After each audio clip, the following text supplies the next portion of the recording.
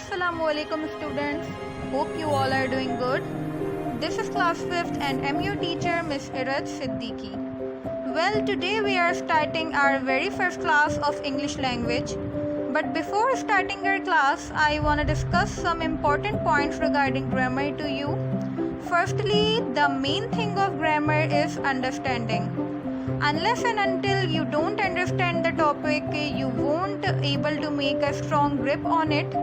बेटा ग्रामर की जो सबसे मेन चीज़ है, जो सबसे इम्पॉर्टेंट चीज़ है, वो है टॉपिक की अंडरस्टैंडिंग, टॉपिक को समझना. क्योंकि जब तक आप लोग टॉपिक को नहीं समझेंगे, आप लोग टॉपिक पे अपनी ग्रिप हासिल नहीं करेंगे, तब तक आप ग्रामर की कोई भी एक्सरसाइज को सॉल्व नहीं कर सकते हैं. सो ग्रामर की क्लास में एंटर होने से पहले you all students have to keep one thing in your mind कि टॉपिक को बहुत ही ध्यान से और अच्छे से समझना है. एंड मैं जो टॉपिक स्टार्ट करूँगी वो तमाम टॉपिक्स बिल्कुल बेसिक एंड ज़ीरो लेवल से स्टार्ट होंगे. आई डोंट नो कि पहले आप लोगों को क्या कॉन्सेप्ट्स मिले हैं regarding the English language topics, but यहाँ पर हम लोग बिल्कुल ज़ीरो से तमाम चीज़ों को स्टार्ट करेंगे. तो पहला काम आप लोगों ने ये करना है कि टॉपिक को बहुत ही केयरफुली समझना है. बिकॉज अगर आप लोग टॉपिक को केयरफुली समझेंगे तो एक्सरसाइजेस को सॉल्व करना आप लोगों के लिए बहुत ज़्यादा आसान हो जाएगा. So the main thing is to understand the topic and to clarify the topic very nicely. Then जब टॉपिक को समझ लेंगे तो फिर एक्सरसाइज सॉल्व करने में आप लोगों को इंशाल्लाह कोई भी प्रॉब्लम नहीं होगी. सो ग्रामर की फर्स्ट क्लास में we are discussing about our unit 1 syllabus pasting and after that we will move towards our topic, that is our first topic parts of speech, यानी स्पीच के हिस्से. आज मैं इस टॉपिक की पूरी एक्सप्लेनेशन आपको दे दूंगी एंड फिर वही बात, you have to understand it very carefully and very nicely.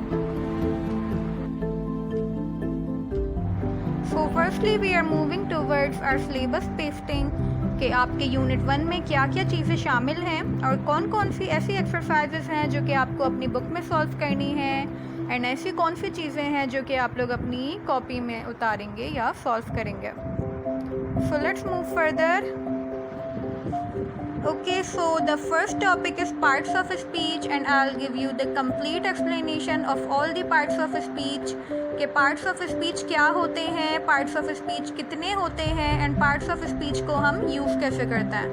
Now the next come is prefixes and suffix कि ये क्या होते हैं, इनके मीनिंग क्या है. पहले इनकी डेफिनेशन देख लेंगे, देन इन्हीं टॉपिक से रिलेटेड हमारे पास दो एक्सरसाइज हैं. Exercise A that is mention on the page number 17 and exercise B that is mentioned on the page number 19. Now after that the reflexive pronoun comes जिसका chart page है एक आपकी grammar tree की book के page number 20 पे, इसे देख लेना है. देन एक्सरसाइज है पेज नंबर 24 पे, then exercise B on the page number 19. After that adjective comes. Adjective को हमें पढ़ना है, एडजेक्टिव को अच्छे से समझना है एंड आपके यूनिट फर्स्ट में एडजेक्टिव्स की सिर्फ दो ही टाइप्स आपको पढ़ाई जाएंगी जो कि इंटेरोगेटिव एडजेक्टिव्स हैं एंड एम्फसाइजिंग एडजेक्टिव्स हैं. देन इससे रिलेटेड एक एक्सरसाइज मौजूद है जो कि पेज नंबर 2 पे है, ये आपको सॉल्व करनी है. देन आफ्टर दीज टॉपिक्स आपकी कॉम्प्रिहेंशन आ जाती है. रिक्की तिक्की एंड तवी जिसका नाम है, इसकी डेफिनीशन वगैरह एंड एक्सरसाइज, यानी इस कॉम्प्रिहेंशन को हम अच्छे से पढ़ लेंगे, समझ लेंगे कॉम्प्रिहेंशन में क्या चीज़ शामिल है एंड किस हवाले से ये कॉम्प्रिहेंशन है. एंड कॉम्प्रिहेंशन जब भी बेटा आपको पढ़ाई जाएगी तो आपको बहुत ही केयरफुली इसे सुनना है, क्योंकि जितनी भी एक्सरसाइजेस हैं कॉम्प्रिहेंशन की वो तमाम कॉम्प्रिहेंशन पैरा से रिलेटेड हैं. तो इसकी एक्सरसाइज ए पेज नंबर 35 पे and exercise B page number 35 पे है जो कि आपको करनी है. देन आफ्टर दिस आपका एक लेटर है, लेटर बोलते हैं ख़त को. अब लेटर किस हवाले से है, write a letter to your class teacher apologising for misbehaving in class, यानी कि आपको अपनी क्लास टीचर को एक ख़त लिखना है जिसमें आपने उनसे माफ़ी मांगनी है क्योंकि आपने क्लास में उनसे बदतमीज़ी की थी. अपोलोजाइज़ करना बोलते हैं माफ़ी मांगने को, मिसबिहेविंग मतलब बदतमीज़ी करना. देन इसके बाद हमारा एस्से आ जाता है. देन इसके बाद हमारा एसे आ जाता है बेटा अ बैड ड्रीम, यानी कि एक बुरा ख्वाब।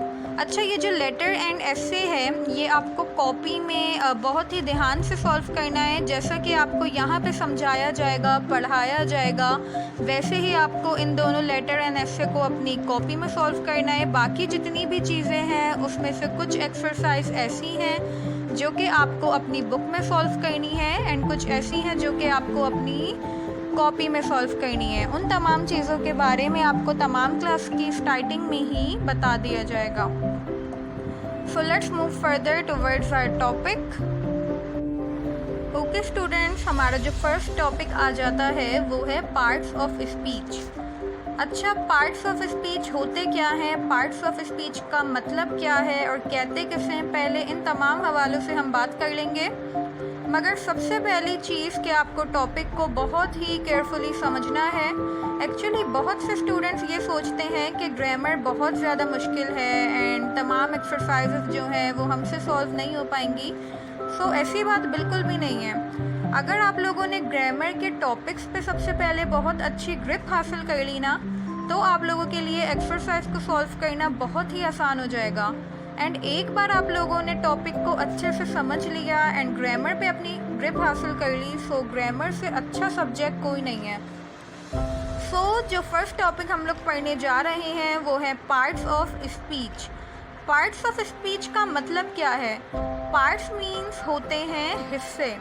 अगर हम किसी चीज़ को, किसी ब्रॉड सी, किसी बड़ी सी चीज़ को डिफरेंट हिस्सों में तकसीम कर दें तो वो कहलाते हैं पार्ट्स। एंड स्पीच क्या?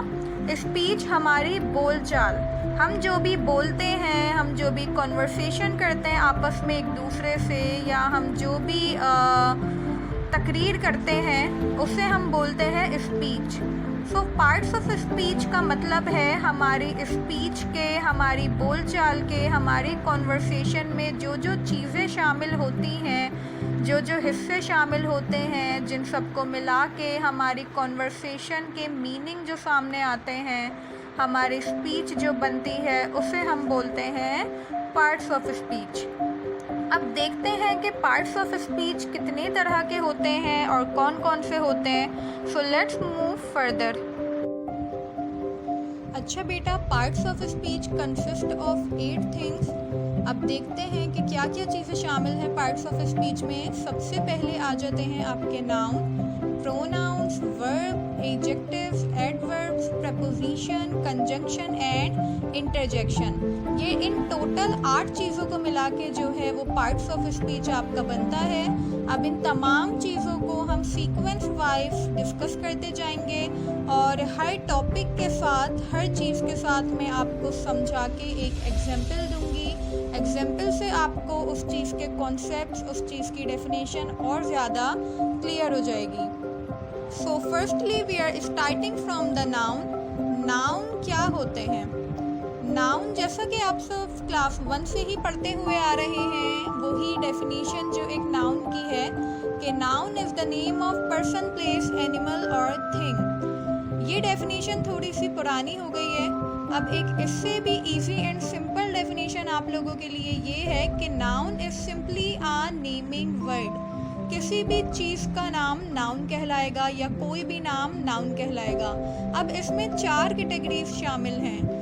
या तो वो किसी पर्सन का नाम होगा, मतलब कि किसी शख्स का नाम होगा, या तो किसी जानवर का नाम होगा, it is a name of animal, या किसी चीज़ का नाम हो सकता है, नेम ऑफ अ थिंग, या किसी प्लेस का नाम हो सकता है, किसी जगह का नाम हो सकता है। सो इन 4 कैटेगरीज ये शामिल है नाउन में। Either it is a name of a person, animal, place और थिंग, वो कहलाता है नाउन।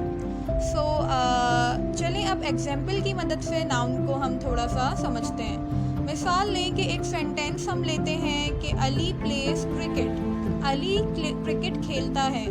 तो इस सेंटेंस में नेम ऑफ अ पर्सन हम देखेंगे सबसे पहले। अली क्या है? Ali name of a person है। So according to the definition हमने जैसा पढ़ा कि नाउन कहते हैं किसी भी पर्सन के नेम को।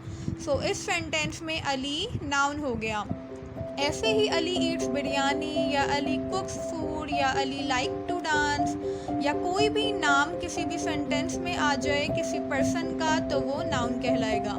ऐसे ही हम एक और मिसाल लेते हैं। हमने नेक्स्ट चीज़ क्या देखी थी, नेम ऑफ अ प्लेस। एक सेंटेंस आपके सामने है कि Karachi is a big city, Karachi एक बड़ा शहर है। सो यहाँ पर Karachi name of a place है, एक शहर का नाम है, तो यहाँ पर कराची क्या हो गया, नाउन हो गया। ऐसे ही एक और एग्जाम्पल लेते हैं कि lion is a dangerous animal, lion एक ख़तरनाक जानवर है। सो इस सेंटेंस में लायन जो है it is a name of a animal, so according to the definition it is called as noun. ऐसा ही हम सेम सेंटेंस ले लेते हैं कि अली प्लेज अ क्रिकेट। यहाँ पे अली प्लेज अ क्रिकेट, या तो एक सेंटेंस हम ले लेते हैं थिंग को डिफाइन करने के लिए। Let's suppose a sentence this is a chair, ये एक कुर्सी है। अब इस सेंटेंस में चेयर जो है एक थिंग है, सो चेयर जो है यहाँ पर नाउन हो गया। मैंने तमाम 4 कैटेगरीज की आपको एग्जाम्पल दी है नाउन के हवाले से। होप कि आप लोगों को नाउन अच्छे से समझ में आ गया होगा। Now after noun we are moving towards the pronouns. अब ये प्रोनाउंस क्या होते हैं, A word that uses instead of a noun is called pronoun। यानी ऐसे वर्ड्स जो कि नाउन की जगह हम इस्तेमाल करते हैं, यानी ये जो वर्ड्स हैं ये नाउन को रिप्लेस करके, नाउन को हटा के खुद इनकी जगह पर आके फिट हो जाते हैं। ऐसे वर्ड्स को हम क्या बोलते हैं, प्रोनाउन बोलते हैं। Example he, she, I, we, you, they, this all are known as pronouns. चलिए अब इसके भी एक एग्जाम्पल देख लेते हैं। जैसे हमने नाउन में एक सेंटेंस पढ़ा था कि अली प्लेज क्रिकेट। इस सेंटेंस में Ali name of a person था, अली नाउन था। अब इसी सेंटेंस को हम प्रोनाउन की एग्जाम्पल में कन्वर्ट करते हैं। So according to the definition हमने प्रोनाउन क्या पढ़ा कि ऐसा वर्ड जो कि नाउन को हटा के खुद वहाँ पर फिट हो जाए। सो अगर हम यहाँ से अली को जो कि नाउन है, अली को हटा दें और अली की जगह पर हम लगा दें कि ही प्लेज क्रिकेट, यानी कि वो क्रिकेट खेलता है। अब यहाँ पर जो ही है बेटा, इसने अली को यानी कि नाउन को हटा के खुद इसकी जगह पर आके फिट हो गया। सो यहाँ पर ही हमारा क्या हो गया, प्रोनाउन हो गया। सो बेटा प्रोनाउंस में अगर हम मेरा और हम की बात करें तो उसके लिए हम यूज़ कर सकते हैं आई एंड वी। अगर हम सामने वाले पर्सन की बात करें यानी कि तुम, तो उसके लिए हम यूज़ करेंगे यू। एंड अगर हम थर्ड पर्सन्स की बात करें तो उसके लिए हम यूज़ कर सकते हैं ही, शी या दे। सो ये टोटल बात हो गई थी प्रोनाउन की। Hope you understand this. Now we are moving towards our next one, that is the verb. अब वर्ब क्या होते हैं, वर्ब का जो डायरेक्ट कनेक्शन होता है बेटा वो होता है नाउन से। सो वर्ब की डेफिनेशन पर पहले बात कर लेते हैं। So an action of a noun is called verb. बेटा इन तमाम टॉपिक्स की मैं जो आप लोगों को डेफिनेशन बता रही हूँ ये बिल्कुल बेसिक्स एंड बहुत ही इजी डेफिनेशन मैं आप लोगों को बता रही हूँ ताकि आप लोगों को समझने में बहुत ज़्यादा आसानी हो। So verb is simply an action of a noun. Noun का कोई भी एक्शन करना, नाउन का कोई भी काम करना कहलाता है वर्ब। नाउन का कोई भी काम करना क्या कहलाता है बेटा, वर्ब। अब इसे हम समझते हैं एग्जाम्पल्स के तौर पर। मिसाल लेते हैं एक एग्जाम्पल के सारा इज सिंगिंग अ सॉन्ग। सारा जो है वो गाना गा रही है। सो यहाँ पर पहले हमें देखना है कि नाउन क्या है। यहाँ पर सारा नेम ऑफ अ पर्सन है, नाउन है। अब हमने वर्ब की डेफिनेशन क्या पढ़ी है कि एक्शन ऑफ अ नाउन। तो हम इस सेंटेंस में सबसे पहले ढूंढेंगे नाउन के एक्शन को, यानी कि नाउन क्या काम कर रहा है या इस सेंटेंस में क्या काम हो रहा है। सो यहाँ पर हम देखें तो सिंगिंग यानी कि गाना गाना, ज़ाहिर सी बात है एक एक्शन है, एक काम कर रही है सारा। सो यहाँ पर सिंगिंग हो गया verb. So let's suppose another example that I am cooking biryani. मैं बिरयानी बना रही हूँ। सो यहाँ पर हम सबसे पहले देखेंगे कि काम क्या हो रहा है सेंटेंस में। अब यहाँ पर मैं जो हूँ बिरयानी बना रही हूँ, सो कुकिंग जो है इस सेंटेंस में क्या हो गया, एक्शन हो गया। ये मेरा एक एक्शन है जो कि मैं परफॉर्म कर रही हूँ। So cooking is suppose to be verb here. Well, these are the most easiest examples of the verb. Hopefully आप लोगों को verb समझ में आ गया होगा। अब बात कर लेते हैं हम verb की forms पे। बेटा verb जो है वो different forms में divided है। जैसे verb की जो first form होती है वो ज़्यादातर हम present के साथ यूज़ करते हैं, second form हम past tense के साथ यूज़ करते हैं, and third form हम perfect tense के साथ यूज़ करते हैं, and verb की ing form जो होती है वो हम continuous tense के साथ यूज़ करते हैं। एंड ये तमाम चीज़ें आपके जो आगे इंशाल्लाह टॉपिक्स आएंगे यूनिट्स में टेंसेस के, हम उसमें डिस्कस करेंगे। Now the next come is adjectives. What are the adjectives and how we can use the adjectives? So बेटा firstly we are going to discuss the definition। तो adjectives का जो डायरेक्ट रिलेशन होता है वो होता है नाउन से। adjective की definition है a word that simply defines or describes the noun is called adjective। बेटा ऐसा कोई भी वर्ड, ऐसा कोई भी लफ्ज़ जो कि नाउन को डिफाइन कर दे वो एडजेक्टिव कहलाता है। अब डिफाइन कैसे कर दें? सो इसमें तीन चीज़ें शामिल हैं।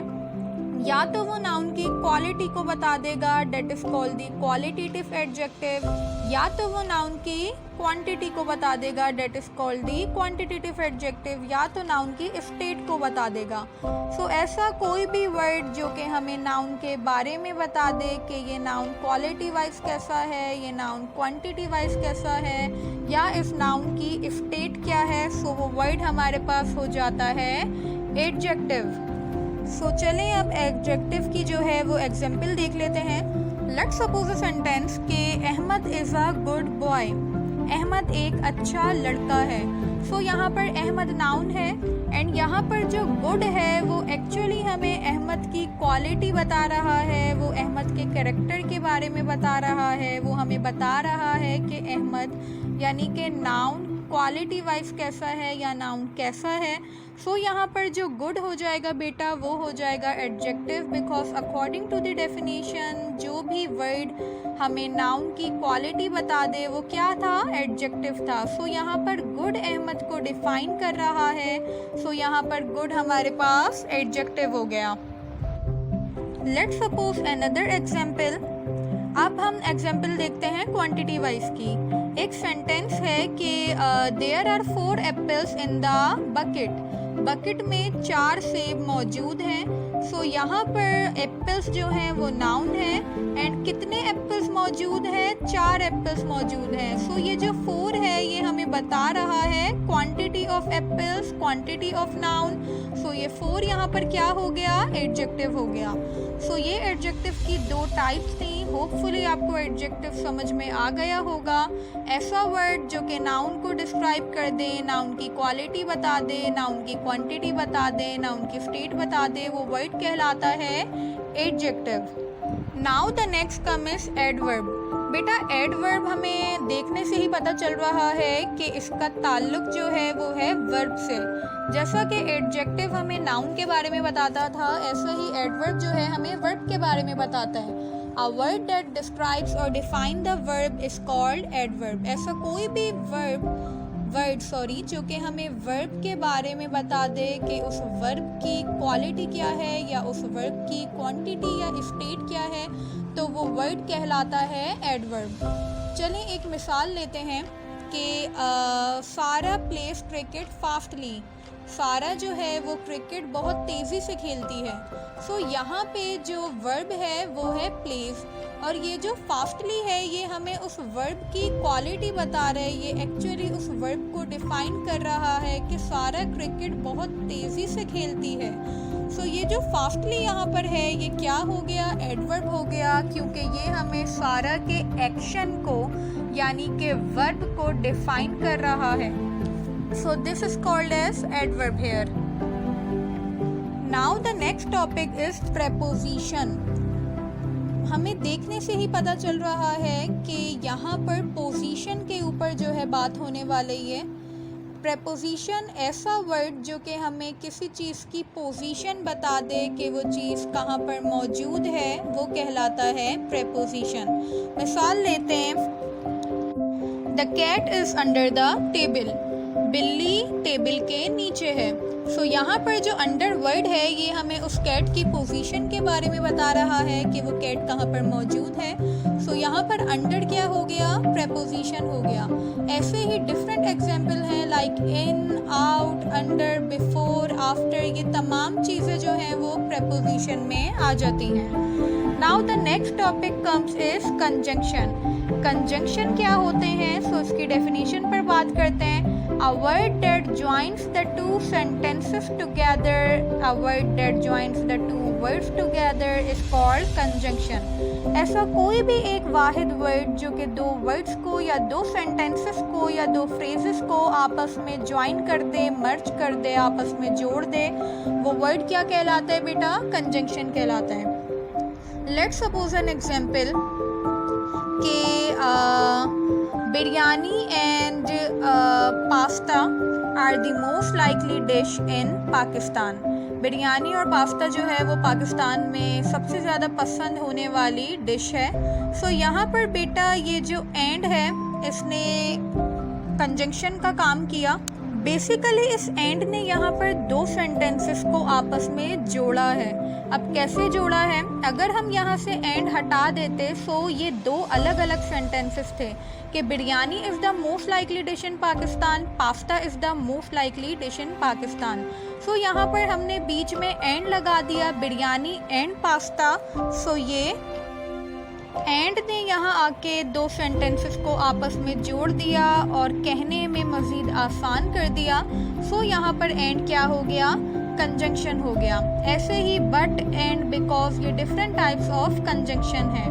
Now the last topic of parts of speech is interjection. Interjection क्या होते हैं, a word that describes the emotion of something और समवन इज कॉल्ड इंटरजेक्शन। ऐसा कोई भी वर्ड जो किसी के इमोशंस को जाहिर कर दे, उसकी बात में क्या इमोशन शामिल हैं उसके बारे में हमें बता दे, वो वर्ड कहलाता है इंटरजेक्शन। लाइक आह हो गया, अलास हो गया, ये तमाम जितने भी इमोशंस जो सेंटेंस में हम लोग यूज़ करते हैं, अगर हैप्पी कंडीशन में तो हम आह का यूज़ करते हैं, अगर सैड कंडीशन होती है सो सॉरो या अलास का यूज़ करते हैं। ये तमाम चीज़ें हमारे आ जाती हैं इंटरजेक्शन में। सो ये टोटल 8 चीज़ें हमने पढ़ी। हमने क्या पढ़े, नाउन पढ़ा, प्रोनाउन पढ़ा, verb, adjective, adverb, preposition, conjunction and interjection. फिर से वही बात कि आप लोगों ने इन तमाम 8 चीज़ों को बहुत ही अच्छे से समझना है। ये तमाम 8 चीज़ें आप लोगों की आगे एक्सरसाइजेस में यूज़ होंगी and these all merge to form a parts of speech. Hopefully आप लोगों को ये लेक्चर समझ आया होगा। होपफुली आप लोगों को ये सारे टॉपिक समझ आए होंगे। That's it for today's class. बाकी we will move towards our next topic in the next class. Next class में मैं इन तमाम चीज़ों के हवाले से एक छोटा सा रिवीजन करूँगी। देन रिवीजन के बाद हम लोग अपनी फर्दर क्लास की तरफ मूव करेंगे। So take care till then, अल्लाह हाफ़िज़।